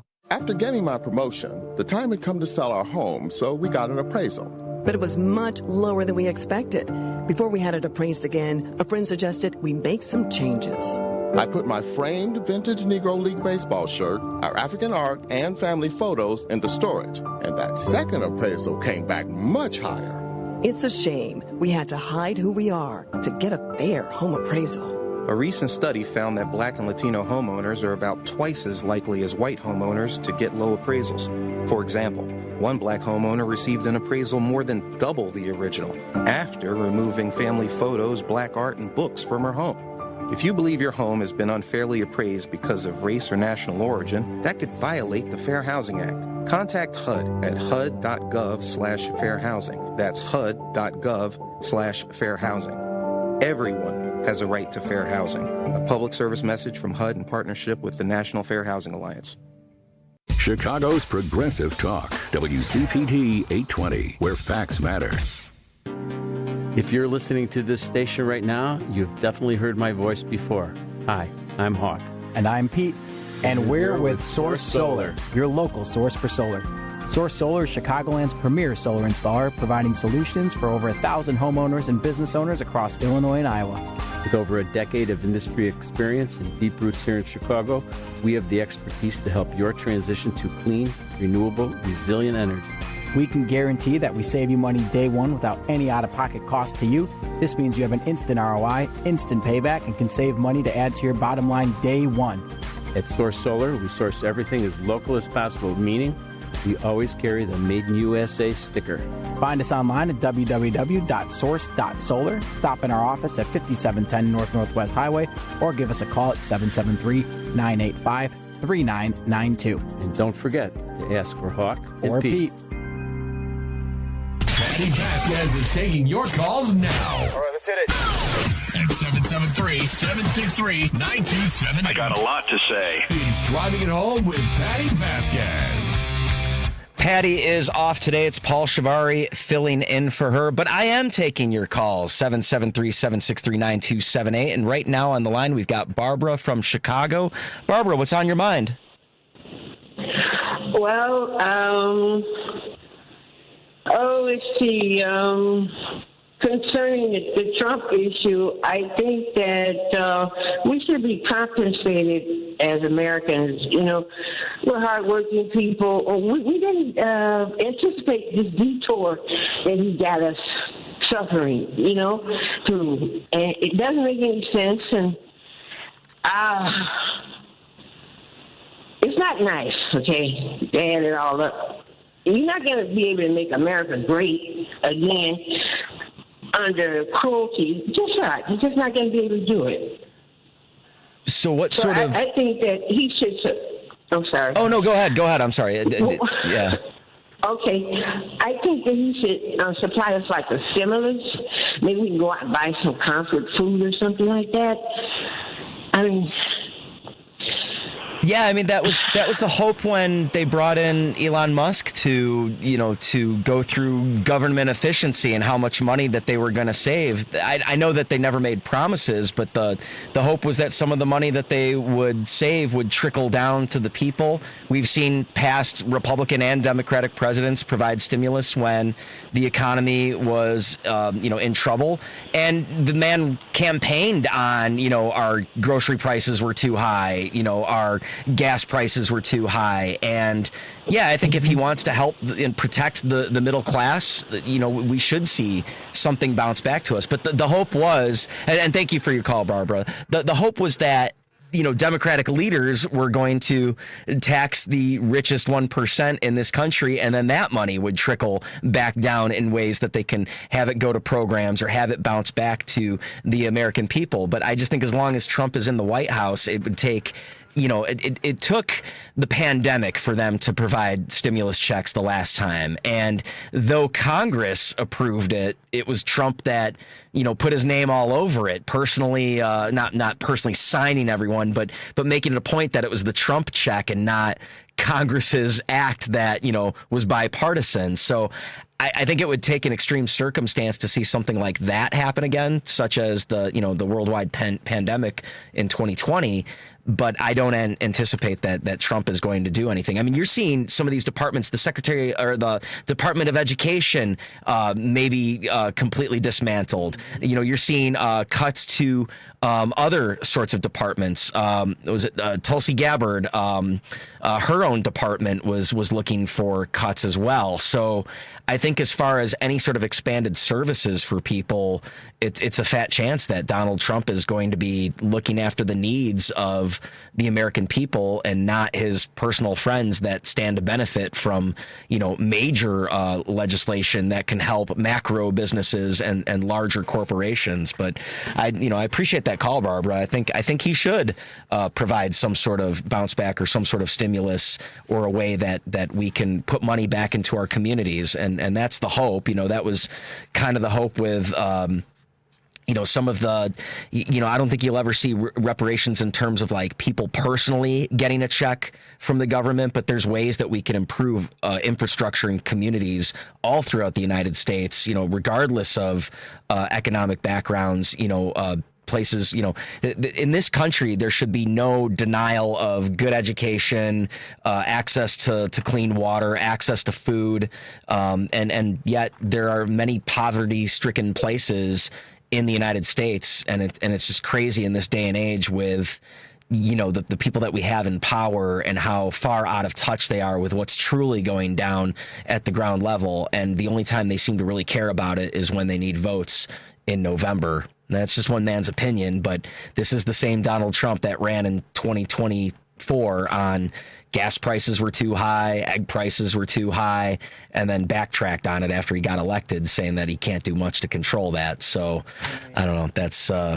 That's just one man's opinion. But yeah, thanks for the call, Barbara. If you want to follow up on that or anything else you'd like to talk about, the number here is 773-763-9278. That's 773-763-WCPT. Like I said, Patti is off today. She's going to be back on Monday with Jenny Karatko, the approachable healer. I'm sure she's going to have other guests, and she's going to be joining us at the Pride Parade, which we will be broadcasting right here on WCPT from 11 a.m. to 2 p.m. Let's go ahead and take a break. When we come back, Secretary of Defense Pete Hegseth renamed a U.S. naval ship, taking the name of a gay rights activist off the ship and putting a different name on there. Find out what that's all about when we come back right here on Driving It Home. You're listening to WCPT 820. Here's the latest Chicago weather update. I'm meteorologist Ray Miller from the Weatherology Weather Center. Partly cloudy tonight, low temperature of 68 degrees, northwest winds at 10 to 20 miles an hour. Saturday, lots of sun with a high temperature of 73, and northeast winds at 5 to 10. On Sunday, we'll see scattered showers and thunderstorms with highs reaching the low 90s. Monday, scattered showers and storms are likely with a high temperature of 86. Tuesday, lots of sun with a high of 85. That's the latest Chicago weather update. Right now, it's 88. This is Chicago's Progressive Talk, 820 AM, WCPT Willow Springs, and online at WCPT820.com, where facts matter.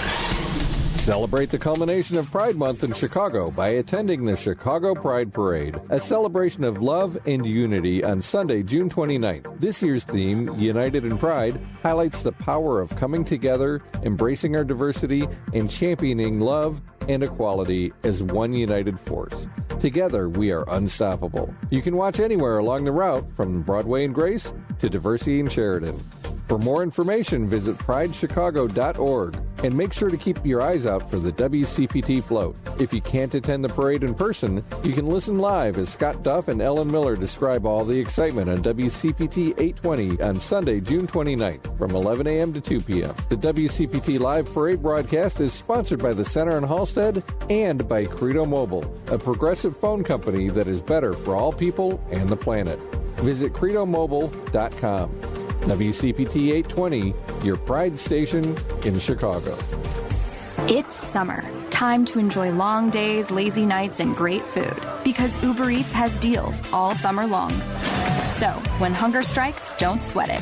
Delicious deals are just a tap away on Uber Eats. Enjoy all your favorite grocery items delivered straight to you. Get ice cream, soda, and snacks from your favorite stores like Wegmans and CVS and make the most of every moment. Now that sounds like a good summer. Order now on Uber Eats. Terms apply. Product availability varies by region. See app for details. Because facts matter. You're listening to WCPT 820.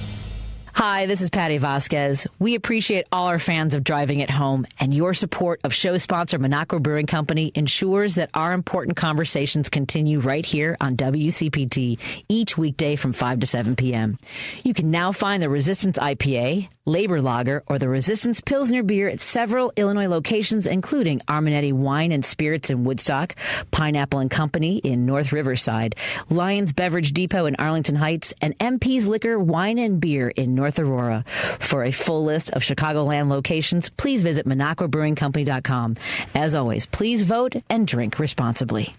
From city streets to political beats, you're driving it home with Patti Vasquez, where progressive talk fuels the ride. Well, that's a new one. I haven't heard that ad there. There's for the voicemail line.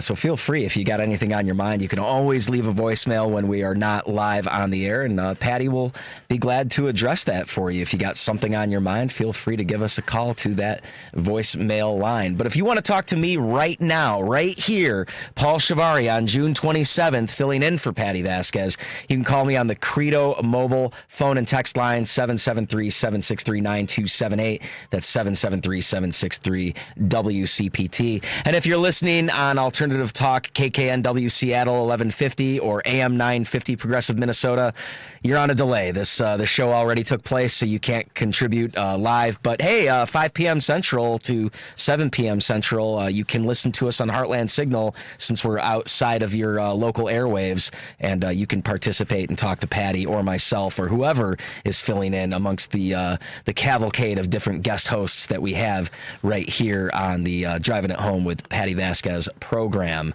Before I went to break, I was telling you about a famed gay rights activist, the late, great Harvey Milk, has his name on a U.S. naval ship. The USNS Harvey Milk, though, unfortunately, is going to become the USNS Oscar V. Peterson. Now, Oscar Peterson was a war hero as well, so, I mean, it's not a terrible thing that it has his name on the ship, but Harvey Milk was California's first openly gay politician, and the ship, a fleet replenishment oiler, was originally named in his honor in 2016 under the Obama administration. And this kind of led me down a bit of a rabbit hole here. I didn't realize that there was a whole fleet that was actually named in honor of John Lewis, the civil rights leader that passed in 2020.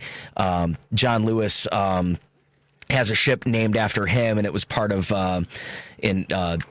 was it commissioned in 2016? They had a whole naval fleet with John Lewis, Harvey Milk, Robert F. Kennedy, the father, not the current Robert F. Kennedy that serves in the Trump administration, and Pete Hegseth, the Secretary of Defense. He wants to name it after a different person, Oscar V. Peterson, and of course, I feel like that with this announcement. It's got to be, right? It's got to be timed with the fact that it's like Pride weekend, Pride month, and just the fact that it's Harvey Milk's name that's being taken off of it. I think Hegseth said that he didn't want to be. He said, "Yeah, we're taking the politics out of ship naming." So I don't know, take that for what you will. But in case you're wondering who Oscar V. Peterson is, Oscar Werner Peterson was from Prentice, Wisconsin. He was chief water tender on the USS Neosho when it came under attack by Japanese in the Battle of the Coral Sea on May 7th, 1942 during World War II. He died as a result of the battle, was buried at sea. He received the Medal of Honor posthumously for extraordinary courage and conspicuous heroism above and beyond the call of duty while in charge of a repair party. lacking assistance because of injuries to the other members of his repair party and severely wounded himself. Peterson, with no concern for his own life, closed the bulkhead stop valves and in so doing received additional burns, which resulted in his death. So, I mean, yeah, an honorable man to have the sub named after. But, you know, Harvey Milk put his name out there as well and fought for gay rights and was murdered, you know, for what he believed in back in the 70s. And just the timing of this upsets me with this name change. But we've seen the attacks on LGBTQ rights in the Trump administration. And, you know, we saw it today with the Supreme Court okaying to opt out of LGBTQ materials in school based on religious beliefs. You know, with Samuel Alito writing in the majority opinion, you know, saying that the school board's introduction of LGBTQ inclusive storybooks and decision to end its opt-out policy substantially interferes with the religious development of its petitioners. The books are unmistakably normative. They are designed to present certain values and beliefs as things to be celebrated and certain contrary values and beliefs as things to be rejected, which I think is the exact opposite of what LGBTQ rights are. You know, they are about inclusivity. They aren't about excluding people. And I find it to be ridiculous that people would say their religious beliefs would prevent them from wanting to learn about that. And of course, I'm sure this is all circumstantial, you know, what case by case basis we're seeing.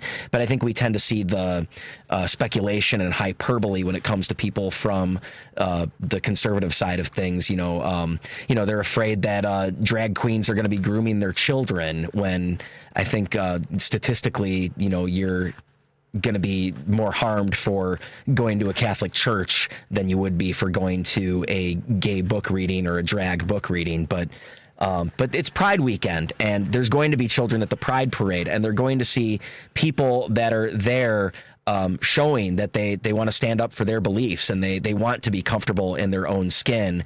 And you have an administration right now that's really trying to push back on that. But yeah, if you want to give us a phone call here, 773-763-9278, 773-763-WCPT. Yeah, give us a call. Let us know what you think about that. There was a couple weeks ago, there's a Scarametti versus the United States. There was a ruling, a devastating blow to trans youth and their families and the communities that support them. In a 6-3 decision, the Supreme Court ruled that Senate Bill 1, Tennessee's ban on gender-affirming care for minors, does not illegally discriminate against individuals on the basis of sex or transgender status.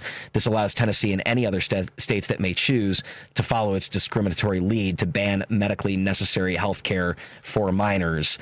As one Tennessee parent challenging it says, the Supreme Court's ruling on Wednesday will make it even harder for our daughter to get the life-saving health care. It will harm the lawsuit's unnamed families and those that come after us with younger kids just starting to understand and express themselves. What does that mean for trans youth? It doesn't impact youth in states that have not passed gender-affirming care bans, but for young people in Tennessee and Kentucky, the ruling means that access to medical care that has been deemed essential by every major medical organization will be denied. States like Indiana, Alabama, and Florida, where courts have upheld similar bans, this ruling may embolden lawmakers and courts to let those bans stay in place. Now, does it limit care for trans adults? No, this was specifically about minors in 2 states, and that's Kentucky and Tennessee. And what can state courts do to protect trans rights? The Supreme Court did not provide federal level security for trans individuals to seek care at the state level. Bans can still be challenged under state constitutional laws, which in some cases offer stronger protections than federal law. This work is already happening in states like Montana, where state courts have blocked gender-affirming care bans under state law, and medical care is still accessible. Kansas and Ohio are also challenging bans on gender-affirming care in their court systems as well. So, yeah, if you want to support the trans community, though, connect with your local ACLU affiliate, a PFLAG, local LGBTQ organizations. Support the Trans Youth Emergency Project, a nationwide effort by the Campaign for Southern Equality by helping families access the care their children need. And contact your members of Congress and demand that they stand with transgender people and families, rejecting laws that let politicians dictate our personal health care and freedoms. Before I start getting into some of, there's several pieces of legislation in the 2025 legislative year. Certain ones have passed, certain ones have been defeated, certain ones are kind of still in committee or still being discussed, but I'm going to get to some of those in just a moment. But right now I notice we've got Steve from Chicago on the line. Steve, what's on your mind today? I just wanted to chime in about some of these Supreme Court decisions. You're probably familiar with the idea of the camel's nose under the tent. Actually, I'm That's not. exactly what this is. Oh, the idea is that the way a camel gets into a tent is first it sticks its nose in, and then its head, and then it's able to get its whole body in by going in with the narrow edge of the wedge. Yep. But yeah, I've been saying this for years. That's the reason they went after trans people, because they're the weakest politically and financially. So it's very easy to go after people that really just don't have the resources to fight back. And you say, as you point out rightly, the current law doesn't go after trans adults. It will. That'll be the next step. And then it'll be lesbians, and then it'll be gay men, and then it'll be Muslims, and then it'll be Jews, and then it'll be Catholics. The MAGA and that right side of the Republican Party will never be happy until this nation is only white, Protestant, and rich. I'm surprised that this far into the Trump administration, with control of both the House and the Senate, and then of course just defying the Supreme Court at will, I'm surprised they haven't gone after gay marriage yet. And I feel like that would be kind of like the first big thing that we would see, before the rest of the dominoes fall. I feel like that would be the biggest domino that they would try to attack. Yeah, but they're very smart. They know how to read numbers, and they recognize that in the last 20, 25 years, shows like Will and Grace and Ellen DeGeneres and just, gay men and women being honest with their loved ones and saying, I'm gay, and people going, oh, I thought gay people were this weird monster that I had no concept of. No, it's my nephew. It's my grandson. It's my sister. It's the woman in the next cubicle. So I think they recognize that the gay community, has a very outsized, strong, both financially and politically, movement. So they're being very clever about not going after it yet. They want to solidify their power quite a bit more before they go after that.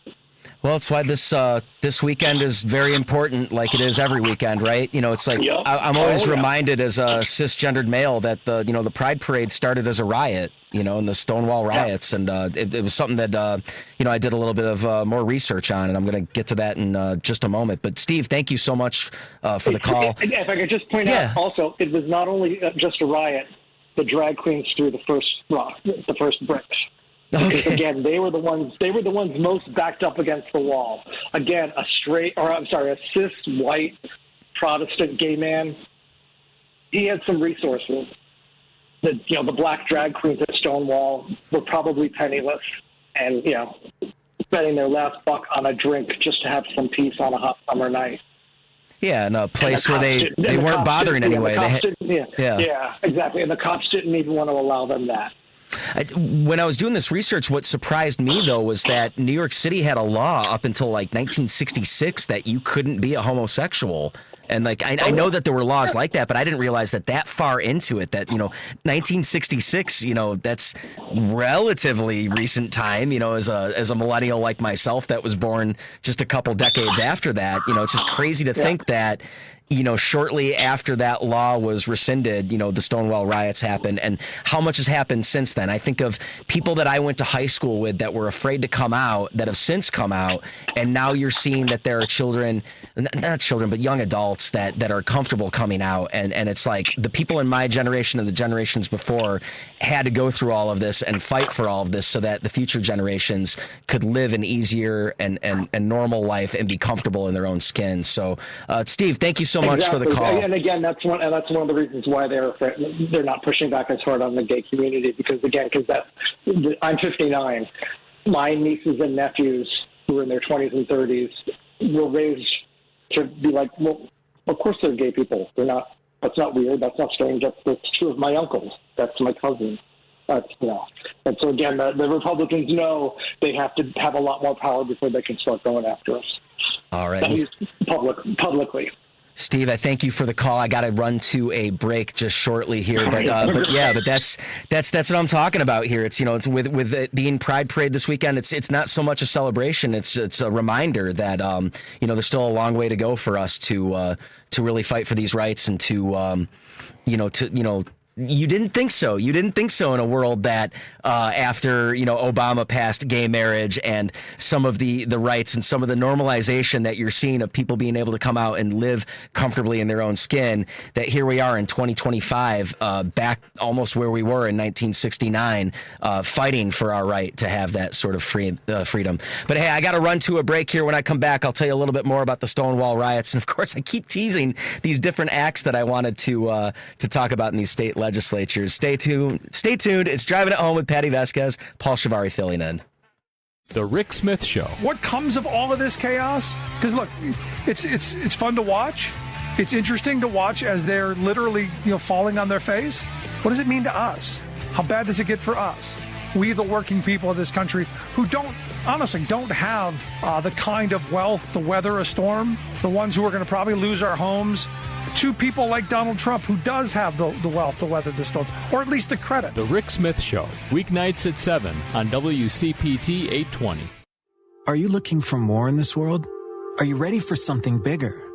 Then we are looking for you. The big-hearted, the bold, the messy and the gutsy, the teachers, the growers, the builders, the skilled, the sharers, the change makers. We need you. We are the Peace Corps. In more than 60 countries, we go all in and all out. We are volunteers, partners, communities, working together, living together, bringing our experience, passion, and joy to building a better world together. From tackling climate change in Mexico to keeping kids healthy in Kenya, from sustainable farming in the Philippines to education in Kosovo.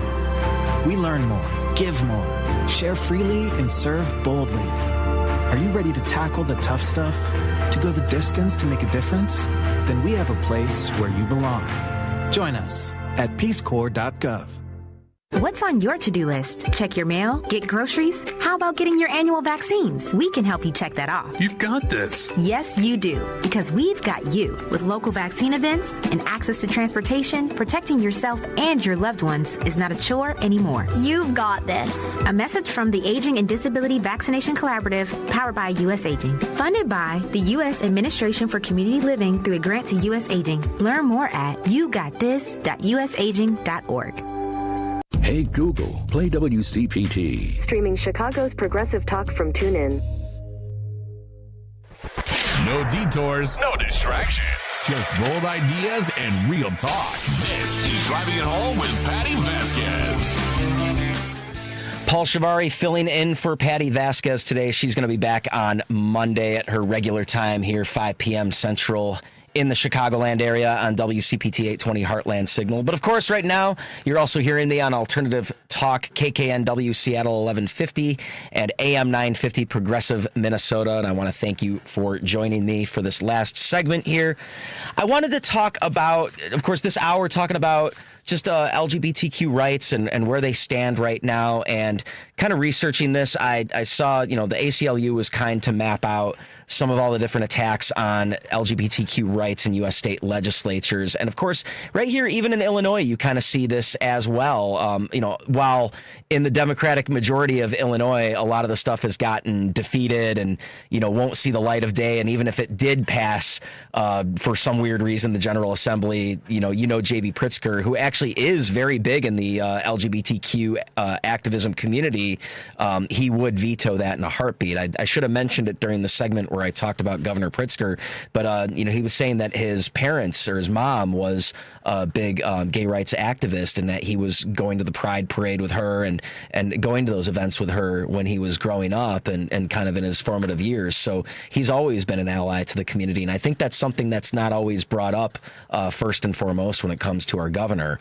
But, if you lived in North Dakota, I said there's House Bill 1144, which passed in May, and it addresses transgender student accommodations and restroom use in public schools by establishing key restrictions and requirements. It prohibits school districts, public schools, and teachers from adopting policies that require or allow students to use preferred gender pronouns or restrooms that do not match their biological sex. Schools must establish separate restroom accommodations for transgender students with parental approval, and all multi-stall restrooms and shower rooms must be designated exclusively for males or females, with gender-neutral facilities prohibited, except for existing restrooms before July 1st, 2025, which is this Tuesday.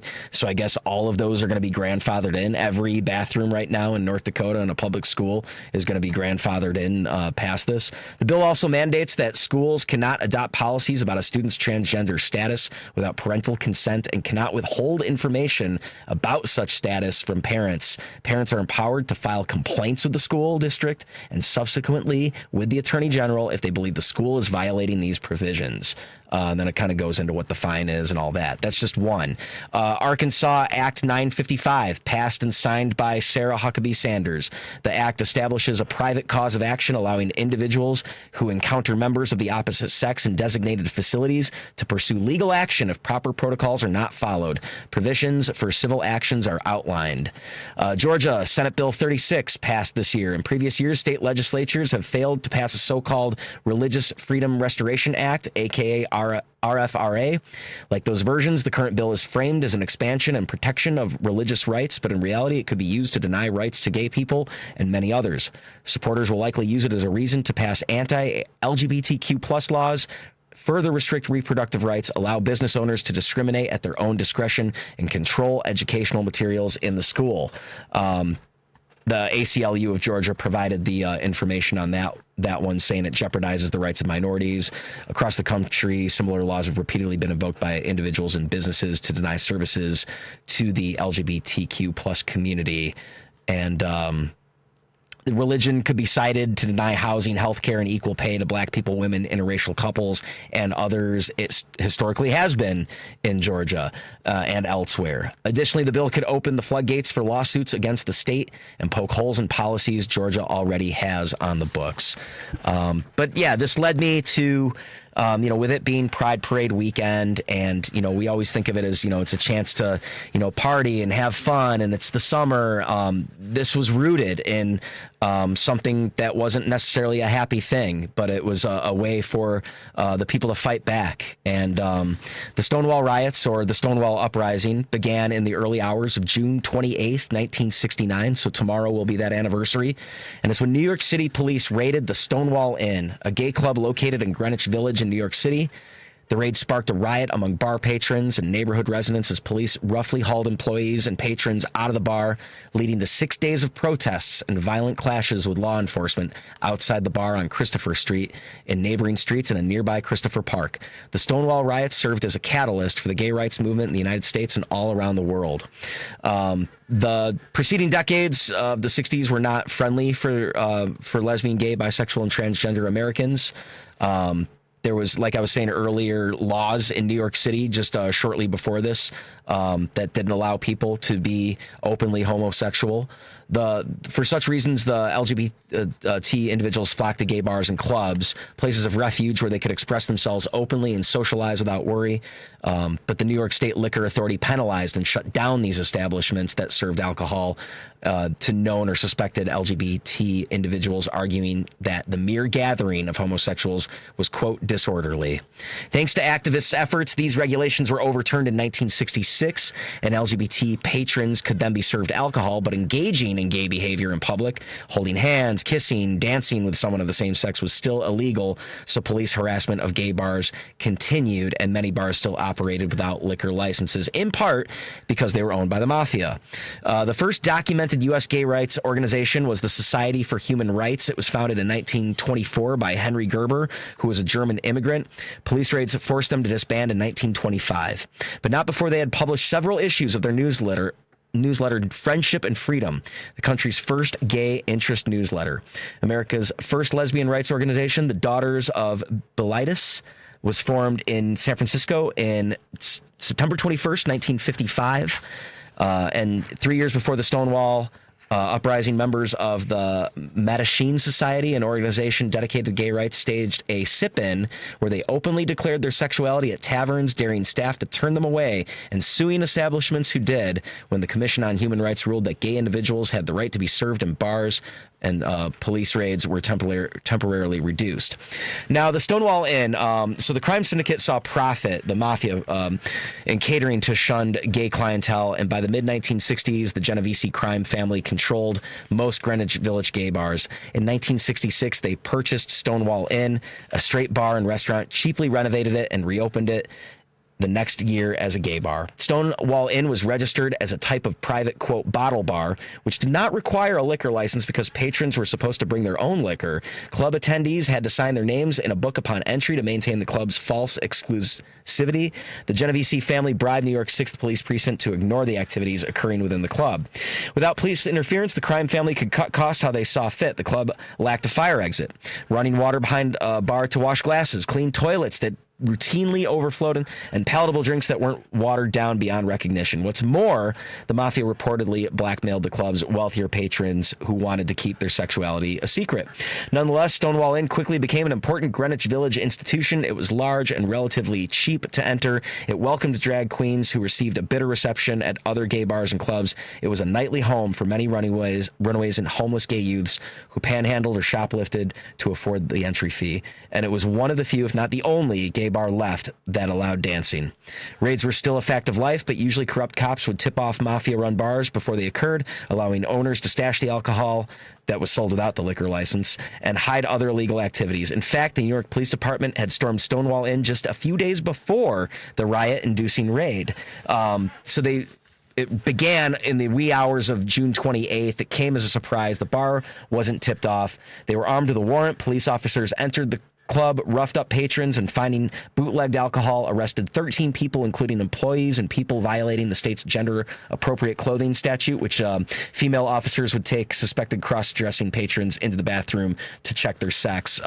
If I remember a different thing that I saw, I think it was like you were limited to like only 2 or 3 pieces of clothing that didn't go with the traditional dressing that of your gender. Such a weird law, and especially one to try to enforce. And then, of course, how much of a personal violation that is that an officer would take you into the bathroom to check your sex or your gender.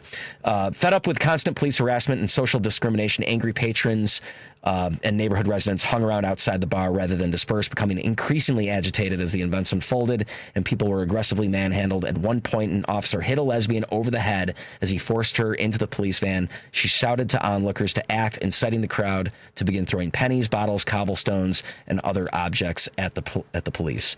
The outcome of the Stonewall Rising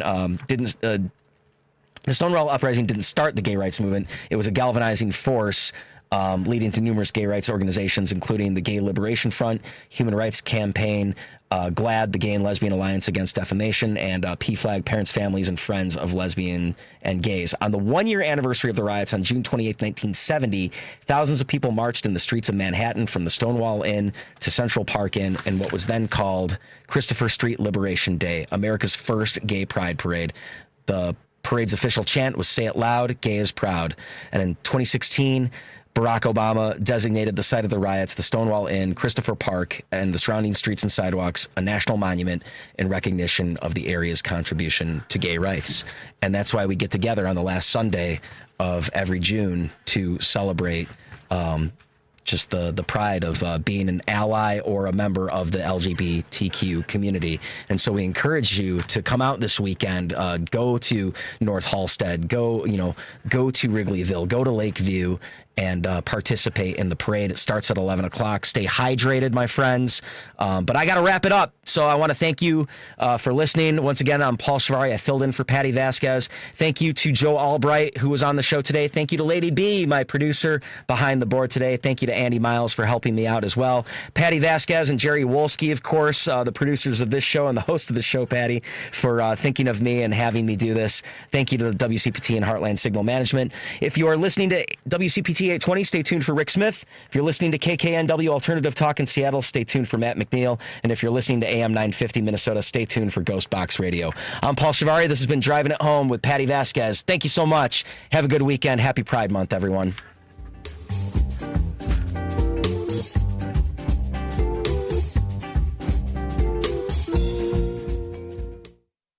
This is a WCPT moment in labor.